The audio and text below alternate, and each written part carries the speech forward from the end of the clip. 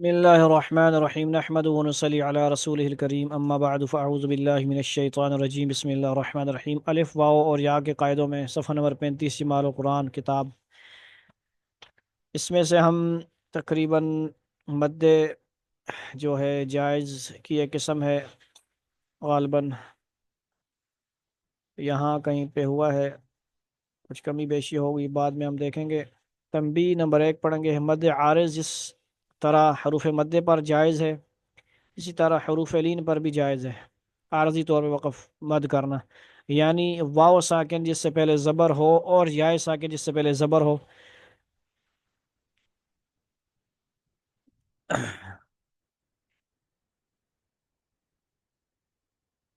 सिफत तेरा जैसे वसैफ पर या मिन खौफ पर वक़फ़ करें, और जिस तरह मद यानी तूल जायज़ है, इसी तरह तवसुत और कसर भी, मगर इसमें अफजल कसर है, फिर तो तवसुत फिर तूल, और इस मद को मद आरिज़ लीन कहते हैं। यानी ये मकसद मफहूम खुलासा क्या हुआ, वसैफ जो है हरूफ लीन वाले जो हैं हरूफ हैं, हमें पता है माशाल्लाह वाव और या साकिन से पहले ज़बर होता है, तो वो हरूफ लीन होता है, उस पे जब वक़फ़ किया जाता है, जैसे सूरह कुरैश की है एक मिसाल है वस्सैफ, तो ये कह रहे हैं कसर का मतलब होता है कि आप नॉर्मल पढ़ें, एक अलिफ के दो अलिफ के बराबर, वस्सैफ इतना बस।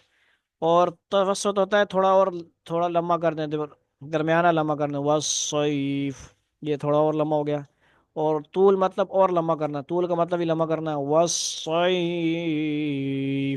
ठीक है जी। इसी तरह व आमनहुम मिन खौफ, ये कसर हो गया, मिन खौफ थोड़ा और लम्बा हो गया, ये तवसत हो गया, और तूल थोड़ा और लम्बा, मिन खौफ।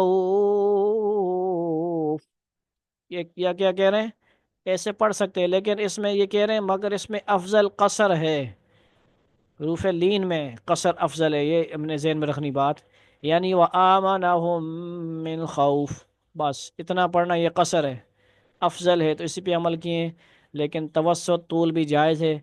तंबी नंबर 2 कहते हैं हरफ लीन के मुतालिक एक कायदा, लम्हा नंबर 11 कायदा 5 तंबी 1 में भी गुजरा है, देख लो, क्योंकि वहाँ हरूफ मुक़त्तआ में से जो आइन है उसकी या हरफ लीन है।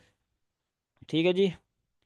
मिसल हामीम आइन सीन कॉफ का आइन, इसको मद्द लाजिम कहते हैं, इसमें तूल उला अवला और कसर ज़ईफ़ है। ठीक हो गया। तंबी नंबर 3, यहाँ तक जितनी किस्में मद की मज़कूर हुई ये सब मद फ़रई हैं, फ़रा मतलब शाख, एक मद की और बहुत सारी शाखें कहलाती हैं, यानी चूँकि असल हर्फ से ज़ायद हैं और एक मद असली है, एक मद असली है, और इसको ज़ाती और तबई भी कहते हैं मद असली को। ठीक है जी। यानी अलिफ और वाव और या की इतनी मिकदार कि अगर इससे कम पढ़ें तो वो हर्फ ही ना रहे बल्कि ज़ेर या पेश हो या ज़ेर रह जाए, और इसके मुतालिक कोई कायदा नहीं है।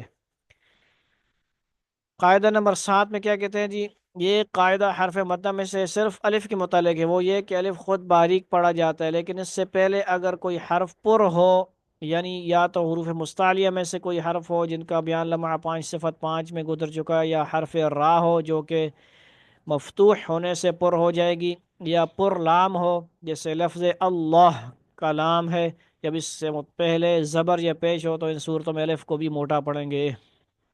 ठीक हो गया। जानना चाहिए कि वाव मद्दा का भी यही हुक्म है जो यहाँ पर अलिफ का बयान किया गया है, इंदा साहिब जहदुल मुकिल, और ये भी मामूल भी कुर्रा का है, जैसे वत्तूर में वाव सानी पुर पढ़ी जाती है।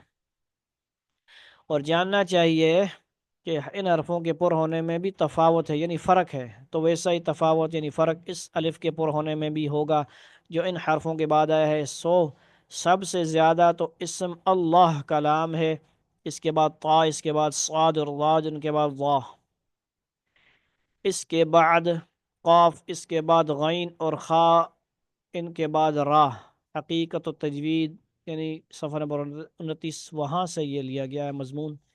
12 आलमा इंशाल्लाह फिर मौका मिलेगा पढ़ेंगे आगे। इन्होंने नीचे कुछ लिखा, फ़ीहा फ़ैज़ा वक़अ बादहा आई अलहरूफुल मुखफ़मा, मुखफ़मा अलिफ़ुन फ़ुख़िमल अलिफ़ु لأنه تابع لما قبلها بخلاف أختيها فإنه إذا وقع بعدها واو وياء فلا يؤثر تفخیمها فیہما. سورہ حامیم سجدہ یعنی 2 نمبر یہ فائدہ آگے اس کا لکھا ہوا ہے. ٹھیک ہے جی. اللہ تعالی ہمیں صحیح تجوید کے ساتھ قرآن پڑھنے سمجھنے کی توفیق عطا فرمائے.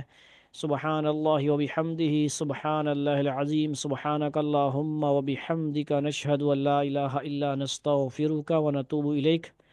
صلی اللہ تعالی علی خیر خلقہ محمد وآلہ وصحابہ اجمعین آمین آمین آمین برحمتک یا ارحم الراحمین. والسلام علیکم ورحمۃ اللہ وبرکاتہ.